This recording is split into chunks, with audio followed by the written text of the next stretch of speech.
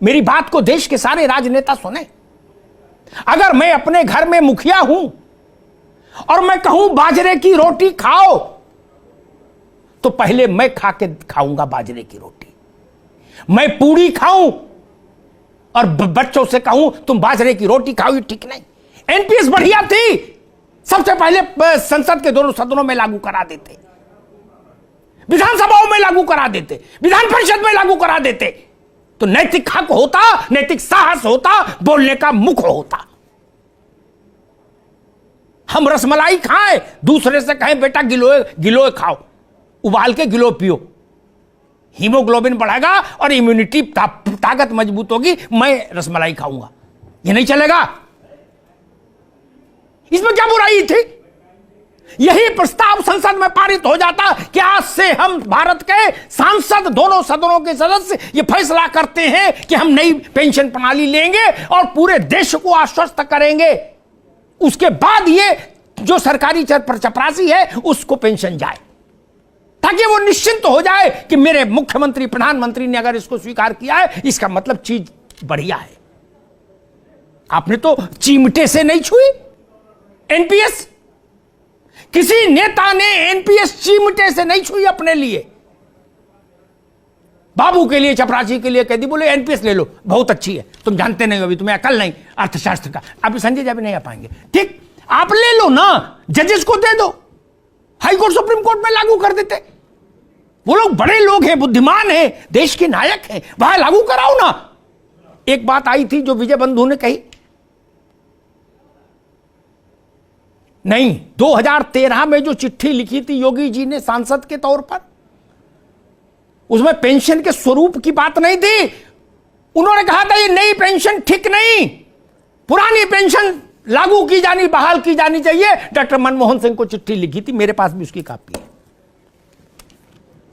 मेरे लिए ये ठीक नहीं कि मैं एक बार कहूं, दोबारा दूसरी बात कह दूं, मैं नहीं कर पाता ये।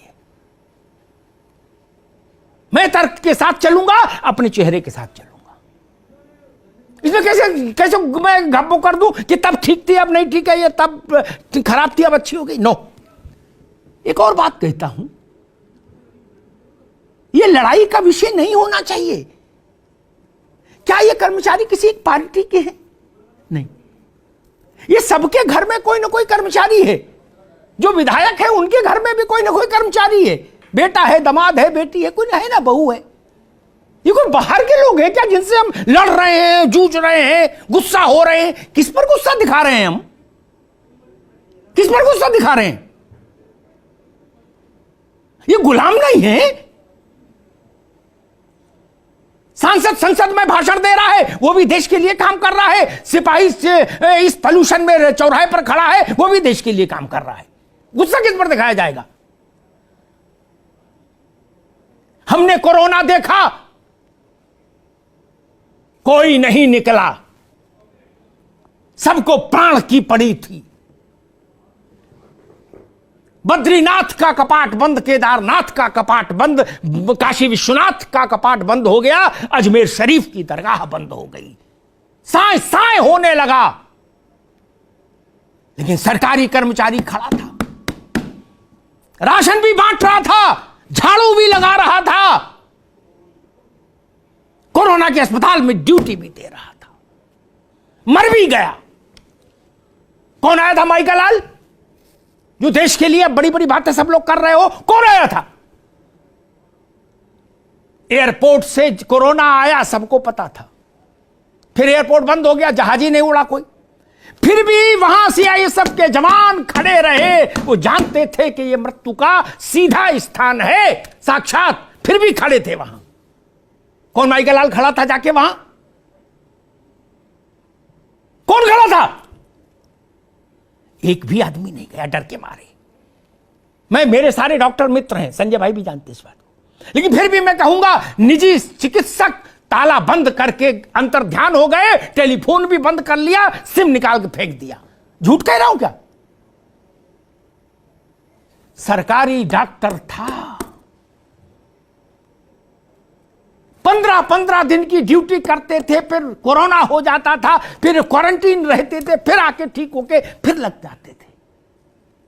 हमने देखा मित्र, हम कैसे भूल जाएं उनको, कैसे भूल जाएं उनको। इस देश को बीसीजी का टीका लगा, किसने लगाया, किसने लगाया?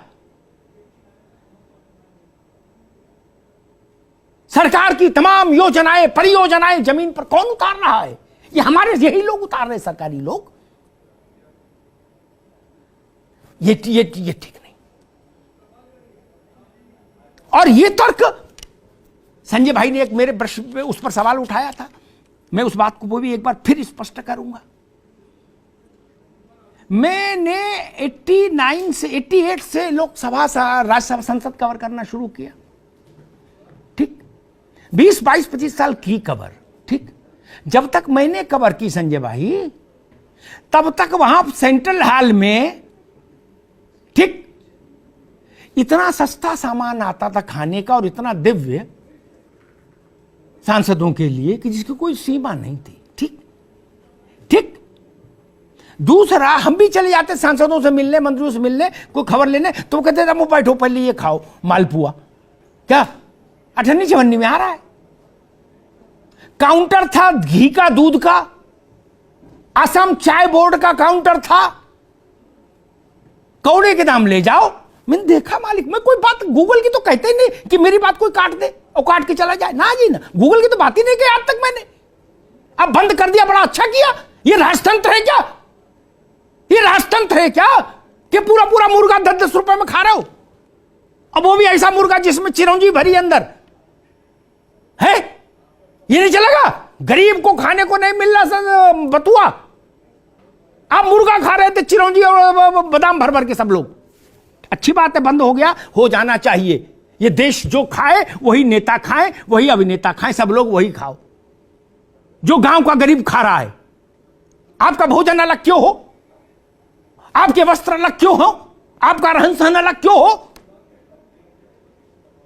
मेरी पीड़ा किसान के लिए भी है, लेकिन मेरी पीड़ा उस सिपाही के लिए भी है जो फेफड़े अपने गंवा देता है चौराहे पर खड़े होकर।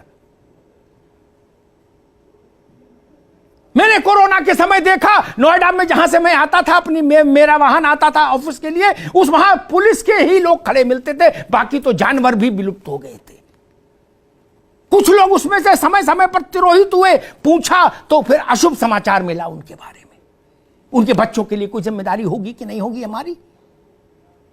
मेरी आंख भर आती है जब मैं ऐसे दृष्टांत सुनता हूं। ये देश गरीब था तब हम दे सकते थे, अब हम संपन्न हो गए तो बंद कर दी, बोले हम नहीं दे सकते।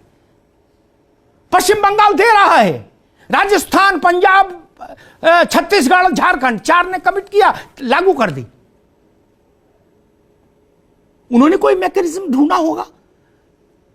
क्या लोकतंत्र में उस मैकेनिज्म पर बैठकर बात नहीं हो सकती? कोई अड़ना है क्या कि नहीं जी? अगर देश के 4 राज्यों ने लागू की है फिर पुरानी व्यवस्था को, तो क्या यह जरूरी नहीं कि एक सर्वदलीय बैठक हो जाए, चर्चा हो जाए, उनसे भी पूछा जाए भाई आपने क्या रास्ता निकाला? और आखिरी बात कहूंगा मित्र,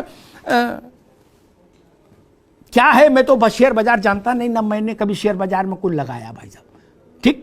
मेरा अकाउंट बैंक में खोल लिया, इतने मेरे लिए बहुत, समझ लीजिए। लेकिन मैंने कर्मचारियों से पूछा कि भाई ये एनपीएस में आपको क्या मिला, वो पेंशन, जो 70,000 रुपया पर रिटायर हुए, आखिर लास्ट डॉन सैलरी 70,000 रुपया। उनने कहा कि भाई साहब 1150 का चेक मिला पेंशन का। किसी ने कहा हमको 700 ही मिले। मुझे नहीं पता क्यों मिला, ऐसा हुआ, लेकिन शर्मनाक है। ये उनके 30-40 वर्ष की सेवा के प्रति कृतज्ञता है। ये अच्छा भाव नहीं है किसी भी सशक्त और संपन्न और सबल राष्ट्र के लिए, यह उचित भी नहीं है। ये हमारे हिस्से हैं। प्राइमरी स्कूल के अध्यापकों के बिना जीवन देश चल जाएगा? नहीं चलेगा मित्र। इसलिए इनके लिए सोचना चाहिए, इसमें अड़ने की जरूरत नहीं। कई बार फैसले देश ने बदले, और फैसले तो छोड़िए, मैं तो कहता हूं देश ने कितनी बार, 100 से ज्यादा बार संविधान में संशोधन किया है। 103वां संशोधन तो कल ही सुप्रीम कोर्ट में अपील्ड हुआ है। जब हमने संविधान में इतने इतने बदलाव कर दिए तो ये स्कीम कौन सी पवित्र गाय है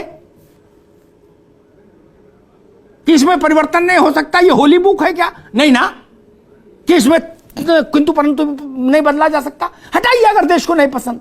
और आखिरी बात, दुल्हन वही जो पिया मन भाई। ठीक, एक सिनेमा आया था संजय भाई, पेंशन वही जो कर्मचारी के मन भाई। जब देश में एक भी कर्मचारी उसके पक्ष में नहीं खड़ा तो जबरन काहे को अपन डाले दे रहे हैं? कोई ये दवा है क्या कि ना बोले खाओ, तुम्हें मेरी कसम खाओ। वो कह रहा है ये दवा मुझे सूट नहीं करती, एलर्जी हो जाएगी, बोले ना खानी पड़ेगी। अरे क्यों भाई? ये पेंशन किसके लिए? कर्मचारी के लिए ना। कर्मचारी की राय ली जाएगी कि नहीं ली जाएगी? सांसद अपनी तनख्वाह खुद बढ़ाते हैं कि नहीं?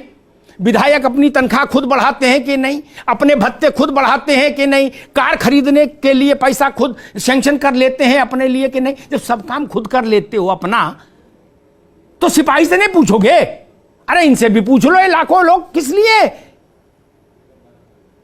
और सबसे ऊपर मेरी पीड़ा जाती है बॉर्डर सिक्योरिटी फोर्स के लोग, जो पैरामिलिट्री फोर्स के जो लोग हैं, उनके लिए मेरा हृदय बहुत भर जाता है। वो किन परिस्थितियों में मां भारती के लिए जीवन दांव पर लगाकर संघर्ष करते हैं। ये देश कृतज्ञ होना चाहिए, सरकारों को कृतज्ञ होना चाहिए, सिंहासन को कृतज्ञ होना चाहिए उनके लिए। जो शहीद हो गए उनके लिए भी माथा झुकना चाहिए, और जो जिंदा है सेवा कर रहे हैं उनके लिए भी माथा झुकना चाहिए देश का। वो हैं तो हम हैं मित्र, यहां पर अड़िए नहीं। बड़ा मन रखिए, हम तो ट्रिलियन की बिलियन ट्रिलियन किस किस की आबादी में जा रहे हैं, अर्थव्यवस्था में जा रहे हैं। अरे हम तो तब भी ये मान रखते थे जब अनाज भी अमेरिका से आता था, संजय भाई को याद होगा, लाल अनाज। देश में अनाज भी नहीं था, गेहूं भी नहीं था, तब भी हम अपने इन लोगों को पेंशन देते थे। आज इतने छोटे हो गए क्या हम? नहीं, ये भारत की शान के खिलाफ है, ये भारत के लोक कल्याणकारी राज्य की अवधारणा के भी विरुद्ध है। इस पर सोचा जाना चाहिए, एक सर्वदलीय बैठक बुलाई जानी चाहिए, अर्थशास्त्र के दोनों पहलुओं की चर्चा होनी चाहिए। उन मुख्यमंत्रियों को भी बुलाइए जिन्होंने रिवर्ट किया है, ओपीएस में गए हैं, ताकि एक ब्रॉडर कंसेंसस देश में दोबारा बने। जरूरी नहीं कि एक बार जो फैसला हो गया वो लक्ष्मण रेखा है या ब्रह्मा की लकीर है।